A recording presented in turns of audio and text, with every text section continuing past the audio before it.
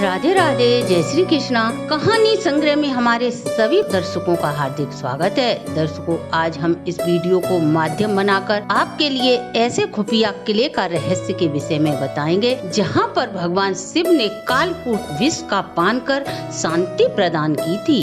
बताने से पूर्व यदि आप हमारे चैनल पर नए हैं तो सब्सक्राइब करें, वीडियो को शेयर एंड लाइक अवश्य करें। संपूर्ण जानकारी के लिए वीडियो को अंत तक जरूर देखें। बुंदेलखंड के बांदा जिले से करीब 55 किलोमीटर दूर कालिंजर में बना हुआ यह किला कई किलोमीटर दूर तक फैला हुआ है। इसे घूमने में करीब 2 से 3 दिन का समय लग जाता है। दर्शकों, यह किला दूर से एक पहाड़ जैसा प्रतीत होता है, लेकिन ऊपर पहुंचते ही इसकी विशालता भव्यता हैरान कर देने वाली है। विंध्याचल की पहाड़ी पर करीब 300 फुट की ऊंचाई पर स्थित इस किले पर चंदेल राजाओं ने करीब 400 साल तक शासन किया था। कहा जाता है कि अद्भुत किले में कई रहस्य छुपे हुए हैं। इस किले को सतयुग का हिस्सा बताया जाता है। इसे हर युग में नए नाम से जाना जाता रहा है। सतयुग में कीर्तिनगर, त्रेता युग में मध्यगढ़ और द्वापर में सिंगलगढ़ और कलयुग में इसे कालिंजर के नाम से कहा जाता है। यहीं पर भगवान शिव ने कालकूट विष पीकर शांति प्रदान की थी। दर्शकों, कालिंजर का मतलब समय का विनाशक। हिंदू मान्यताओं के अनुसार समुद्र मंथन के पश्चात विष निकलने पर लोक कल्याण के लिए भगवान भोलेनाथ ने इस विष का पान कर अपने कंठ में धारण कर लिया, जिस कारण उनका कंठ नीला पड़ गया। इसी विष का सेवन करने से भगवान भोलेनाथ नीलकंठ कहलाए। विष का पान करने के बाद वो कालिंजर आए और विष पान पर विजय प्राप्त की। तभी से इस पहाड़ी को पवित्र तीर्थ स्थल माना जाता है।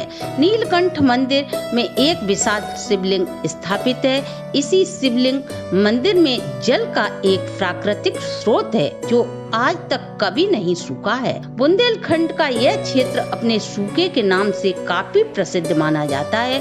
फिर भी कालिंजर के नीलकंठ मंदिर में यह जल का स्रोत कभी न खत्म होने वाला है। पानी का यह स्रोत किसी चमत्कार से कम नहीं है। ऐसा माना जाता है कि शिवलिंग पर उकेरे गए भगवान शिव के कंठ को यदि छूकर देखा जाए तो वह मुलायम सा प्रतीत होता है। शिवलिंग से पसीना निरंतर टपकता रहता है। जल स्रोत के ऊपर चट्टानों को काटकर 2 कुंड भी बनाए गए हैं। इसी के नीचे भाग में चट्टानों को काटकर बनाई गई भैरव नाथ की एक प्रतिमा है। इसके अलावा शिवलिंग के पास पार्वती और भैरवनाथ की मूर्तियां स्थापित हैं। प्रवेश द्वार के दोनों ओर अनेकों देवी देवताओं की मूर्तियां पत्थरों को काटकर तराशी गई हैं। इसके अलावा दुर्ग के भीतर राजा महल और रानी महल बने हुए हैं। दुर्ग में एक जलाशय भी है जिसे पाताल गंगा के नाम से जाना जाता है। यहाँ के पांडु कुंड में चट्टानों से निरंतर पानी टपकता रहता है। कहते हैं यहाँ पर कभी शिव कुटी होती थी जहाँ पर अनेकों साधु संत जप तप किया करते थे। दुर्ग के दक्षिण मध्य भाग में मृग धारा बनी हुई है।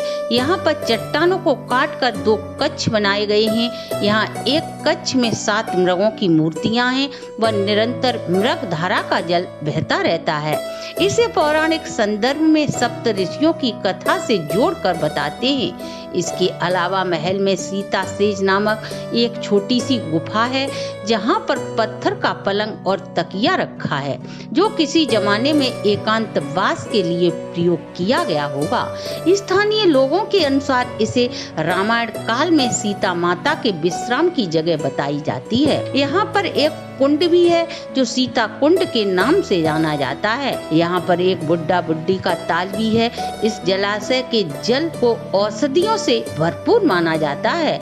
इस कुंड में स्नान करने से सभी प्रकार के चर्म रोग दूर हो जाते हैं एवं ऐसी मान्यता है कि इस जलाशय में स्नान करने से कुष्ठ रोग भी सदा सदा के लिए दूर हो जाता है।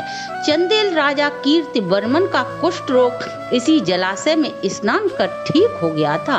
इसके अलावा इस दुर्ग में प्रवेश करने के लिए 7 विशाल द्वार बनाए गए हैं। पहला द्वार सिंह द्वार के नाम से जाना जाता है, वही मुख्य द्वार है। इस किले के दूसरे द्वार को गणेश द्वार तथा तीसरे द्वार को चंडी दरवाजा कहा जाता है और चौथे द्वार को स्वर्ग रोहट द्वार के नाम से जाना जाता है। इनके पास एक कुंड है जो भैरव कुंड के नाम से प्रसिद्ध है। इसके अलावा दुर्ग का 5वां द्वार बहुत ही भव्य व कलाकृति का साक्षात नमूना है। इसे हनुमान द्वार के नाम से जाना जाता है। यहाँ की शिल्पकारी देखते ही बनती है। छठा द्वार लाल द्वार कहलाता है। इसके पश्चिम में हमीर कुंड है। सप्तम द्वार मुगल बादशाह आलमगीर और औरंगजेब द्वारा निर्मित आलमगीर दरवाजा, बुद्ध भद्र वीर दरवाजा और वारा दरवाजा नाम से जाना जाता है। इसके अलावा अन्य भी दरवाजे हैं। 9वीं सदी में यह किला चंदेल साम्राज्य के अधीन हो गया था। वहीं से कालिंजर ऐतिहासिक समय शुरू हुआ। 15वीं सदी तक इस किले पर चंदेल राजाओं का शासन रहा।